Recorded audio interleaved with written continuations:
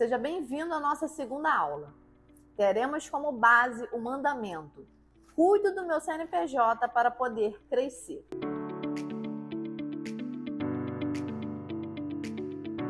Sou Cássia Clésio, advogada especializada no mercado imobiliário e atuo desde 2019.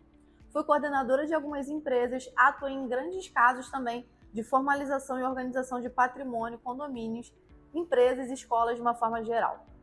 Hoje trarei como base a parte do CNPJ, que é justamente essa parte da formalização.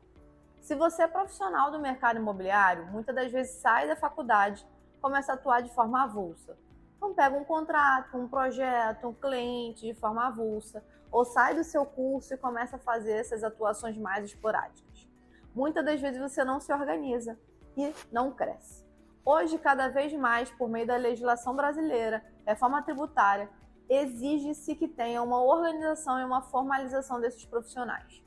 Na prática, o que acontece? Muitas das vezes esse profissional que fica na informalidade não consegue ter visão de crescimento, porque ele não sabe o que tem hoje. E, para além disso, tem o risco de ter algum problema com a Receita Federal ou até mesmo com tributação de uma forma geral. E, para além disso, o profissional que atua de forma de sonegação ou até mesmo de forma desorganizada e informal acaba não tendo os benefícios fiscais que poderia ter ou até mesmo crédito no mercado. Então, muitas das vezes, esses profissionais que não se organizam não têm nem renda formalizada para conseguir, por exemplo, ter um empréstimo ou um financiamento imobiliário. Isso dificulta muito essa vida pessoal dessa pessoa que está de forma desorganizada. Então, o CNPJ acaba sendo a base muito importante para quem está nesse movimento de se organizar para crescer. Quem realmente quer ser um empreendedor e se tornar empresário. Porque existe uma diferença muito grande de ser empreendedor e se tornar empresário. O empresário é aquele que se organiza e se direciona a fazer a sua gestão da tua empresa com a visão de crescimento. O empreendedor apenas testa se vai dar certo, se não vai dar certo. Então é muito importante você, no início sim, ter esse movimento de empreendedorismo, de testar, de verificar como vai ser feito, como vai ser organizado, mas depois de um tempo você precisa organizar para crescer, que é justamente se tornar uma empresa, ter essa mentalidade de empresa para conseguir ter esse crescimento no mercado e até mesmo, propriamente dito, de você enquanto empresário. Então, quais são esses passos necessários para a formalização do CNPJ e qual é o momento importante de fazer essa formalização? Grande ponto aqui importante para você ter de reflexão. Basicamente, quando você começa a atuar no mercado, você já precisa emitir determinadas tributações individuais. Então, se você é prestador de serviço autônomo, você vai precisar emitir sua nota fiscal de forma autônoma muitas das vezes. Hoje nós temos um sistema específico por conta da reforma tributária e, além disso, você tem que fazer tributação específica. Muitos profissionais não fazem essa tributação específica e ficam informais. Qual é o risco disso? Se você não faz esse carnê-leão, que é o recolhimento de imposto de renda, sobre aquilo que você tem feito, você pode ter justamente aí um risco de cair na malha fina por conta da Receita Federal fiscalizar que você tem movimentação bancária, tem movimentação aí em relação à sua prestação de serviço, mas você não faz o recolhimento. Além disso, nós temos o INSS, que é outro tipo de tributação específica, relacionado principalmente à questão da segurança da sociedade e a segurança da saúde dessa pessoa. Se você tem algum tipo de acidente, ou engravida, ou precisa de algum tipo de situação que vai precisar de um auxílio do governo, se você não faz recolhimento do INSS, você não vai ter para onde correr, literalmente. Porque quando você tem a prestação de serviço autônomo, você tem um recolhimento do INSS. E se você presta serviço para alguém, essa pessoa vai recolher o INSS. Então, essa formalização faz com que você também tenha essa segurança na sua atuação quanto trabalhador, ali enquanto autônomo de uma forma prática. Então, se você é prestador autônomo, tem essa mentalidade de que você precisa já recolher e organizar sua formalização, mesmo que pequeno, mesmo que de forma individual. Para além da prestação de serviço enquanto autônomo, muitos profissionais atuam enquanto MEI. Isso também pode acontecer dependendo da área de atuação e do tipo de serviço que você faz. No mercado imobiliário, os profissionais liberais não podem atuar como MEI hoje em regra. Na verdade, precisa ser prestador autônomo ou abrir o seu próprio CNPJ. Por isso que eu nem trago aqui como uma opção para você que é profissional dentro do mercado imobiliário atuar contra o MEI, porque profissional liberal, na regra, não pode. Se isso acontece, você precisa entender se é uma atividade diferente da sua atuação da profissão e também os tipos de atuação diferentes que podem acontecer perante o MEI. Então, tenha atenção de uma forma prática nisso. Então, nós temos prestador autônomo que se torna o CNPJ. O que precisa ser feito na prática para você se tornar o CNPJ? Primeiro, ter um endereço fiscal. Na aula 1, eu trouxe falando um pouquinho sobre a questão de aluguel, de compra de imóvel, por aí vai. Aqui, para definir um endereço fiscal da onde você vai abrir o seu CNPJ, você precisa analisar a viabilidade do espaço. Então, não é qualquer lugar que você consegue abrir o seu negócio. Dentro de cada cidade, nós temos o zoneamento, que é a separação ali por etapas específicas de atuação. E dentro dessa secretaria, né, específica do zoneamento, que é a Secretaria de Urbanismo que organiza isso tudo, separa a função e as etapas da cidade por localização. Então, pode ser que dentro do lugar que você queira abrir, você não possa abrir negócio, ou não possa fazer aquela sua atuação específica. Então, precisa verificar de uma forma específica a viabilidade dentro desse local, se pode abrir esse CNPJ ou não. Isso aqui considerando dentro dos profissionais do mercado imobiliário e também qualquer outro tipo de profissional que tenha atuação diferente do mercado e tenha outros tipos de serviços a serem relacionados ou produtos a serem vendidos. Além disso, nós temos essa etapa inicial, né, que é essa viabilidade desse endereço. Precisamos verificar aí a organização, a abertura do CNPJ, que tem etapas diferentes. E isso também significa documentos diferentes e valores a serem pagos a etapas diferentes. Nós temos aqui a parte específica, se você é profissional liberal, a parte dos órgãos de classe. E dentro dos órgãos de classe, você vai ter que ter uma taxa específica para levar esse registro. Então, por exemplo, se você é advogado, se você é engenheiro, se você é arquiteto, se você é contador e corretor, você tem os órgãos de classe específico aqui. Você vai precisar fazer essa formalização do registro dessa sua empresa dentro de uma dessas etapas. E isso é fundamental. Além disso, dessa etapa específica dos órgãos de classe, você precisa fazer a abertura perante a Receita Federal e perante o município. A Receita Federal libera o seu CNPJ e o município libera o alvará de funcionamento. Por isso que você precisa fazer a consulta de viabilidade, porque a partir dessa consulta de viabilidade do endereço, você consegue liberar a parte do alvará de funcionamento e, a partir disso, abrir o seu CNPJ. Mas atenção, não é automatizado isso de forma simultânea ao mesmo tempo. Você precisa acompanhar esse procedimento. Então, aqui é fundamental que você tenha um contador para abrir e formalizar essa abertura dessa empresa. Porque, além disso, você vai precisar fazer a escolha do regime societário e também do regime tributário, que tem diferenças dependendo da sua forma de atuação. Em regra, nós temos o regime societário de sociedade individual. Então, você pode abrir o seu próprio escritório sozinho, não precisa de sócio, enquanto engenheiro, arquiteto, corretor, contador e por aí vai, profissional liberal de uma forma geral. E também a parte de sociedade limitada, que aí seria basicamente quando você tem sócios em conjunto. Então, aqui você já vai precisar definir um contrato social organizado, definindo se você está sozinho dentro da sua empresa, do seu escritório, ou se você tem um sócio. E, para além disso, aqui você define cota societária, contrato social e até mesmo essa questão de função dos sócios dentro dessa empresa. Então, você precisa entender desde o início qual vai ser o tipo de formalização de tipo societário, tipo de empresa que você vai abrir. Isso vai definir basicamente as regras da organização da sua empresa. Muitas das vezes, quem tem mais de um sócio acaba tendo tipos de funções diferentes e até poderes diferentes de administração dentro dessa empresa.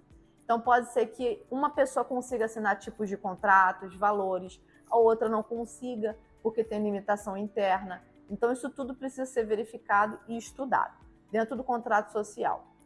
Esse contrato social é formalizado muitas das vezes pelo advogado junto com o contador, principalmente porque nós temos cláusulas específicas empresariais, trazendo essa parte do capital social, que é justamente essa capacidade financeira da empresa, divulgação e declaração de um patrimônio que essa empresa tenha, tão quanto também essa parte específica do detalhamento das cláusulas. Então, você precisa ter essa assessoria, esse acompanhamento técnico desses profissionais para te orientar. Além disso, nós temos também a escolha do regime tributário. Aqui o regime tributário nós temos uma grande polêmica junto com a reforma tributária. Hoje nós temos principalmente essa transição de alguns tributos que nós temos, tão quanto percentuais e até mesmo créditos que possam ser utilizados para essa questão aí em relação à contratação de profissionais dentro do mercado imobiliário. Então, se você é um profissional dentro do mercado imobiliário, precisa entender e diferenciar os tipos de regime tributário. Inicialmente, nós temos a parte do Simples Nacional, nós temos o lucro presumido e o lucro real. Geralmente, as empresas que estão iniciando começam no Simples Nacional, porque é de acordo com a sua faixa de faturamento, que você tem um percentual de pagamento de imposto.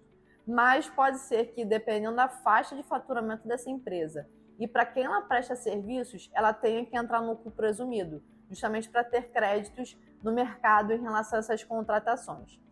Além disso, é muito importante entender que esse regime tributário pode ser modificado ao longo do tempo, tão quanto também o regime societário, que são as alterações societárias e alterações tributárias.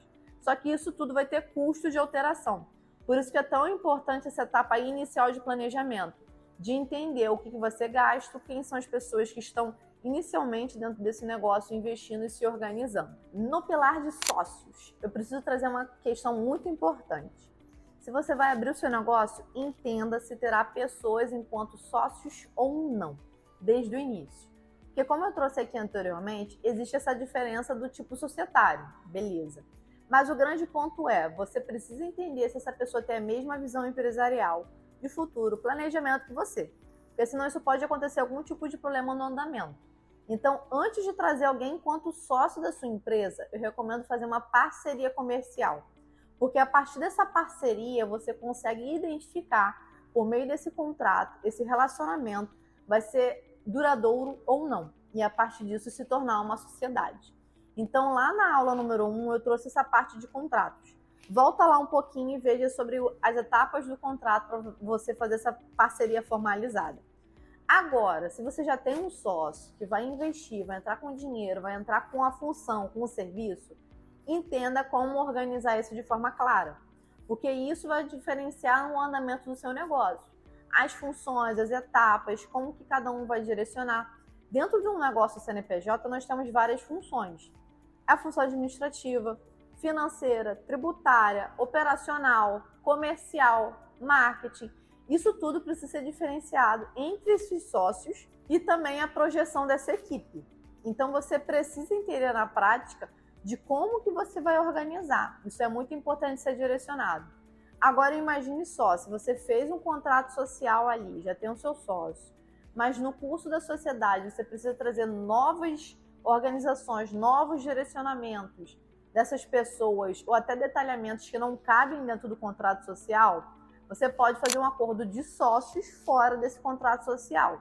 Esse acordo de sócios também é uma forma de contrato, que você vai trazer ali justamente detalhando informações que são mais sigilosas ou até mesmo mais direcionadas e específicas, que você não consegue colocar no contrato social porque ele é formalizado para entrar ali dentro do CNPJ. Então, a gente precisa pensar isso também de forma complementar como um instrumento jurídico. Muitas das vezes você já abriu o CNPJ de uma forma genérica, não trouxe os detalhamentos e depois no curso da sociedade você pensa, caramba, preciso detalhar mais essas questões de funções ou até mesmo investimento e detalhamento de uma forma mais técnica. Você consegue fazer isso a partir do acordo de sócios. Isso é fundamental. Então, o quão importante é essa parte do CNPJ ser formalizado? Primeiro, a sua capacidade financeira, tributária e contábil. Se você tem um CNPJ, você já consegue criar um histórico bancário, o que muitas das vezes não é relacionado quando você é um profissional autônomo. Você vai ter um histórico de faturamento, você vai ter um histórico de entrada, de saída.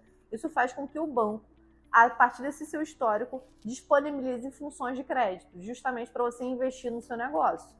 Ou até mesmo para você, enquanto profissional autônomo, ou você, enquanto empresário, já ter ali a formalização da questão bancária e também do imposto de renda e outros impostos que são necessários, você também trazer um histórico específico de você enquanto pessoa física, você enquanto empresário. Isso faz com que você tenha oportunidades também de patrimônio, porque trazendo um histórico dentro desse banco, você consegue ter mais oportunidades também de crédito ou até mesmo ali benefícios que na prática, se você não está organizado, você não consegue. Vamos recapitular algumas etapas para você se organizar e a gente finalizar essa aula. Primeira questão importante, o CNPJ é bom porque você consegue organizar, ter um histórico importante, principalmente aí pela questão fiscal, tributária, contábil e também bancária. Isso faz com que você tenha a possibilidade de crescimento do seu negócio e investimento também. Além disso, você também, enquanto pessoa física e empresário, você consegue ter uma organização e consegue aí ter uma projeção de crescimento de patrimônio, por exemplo.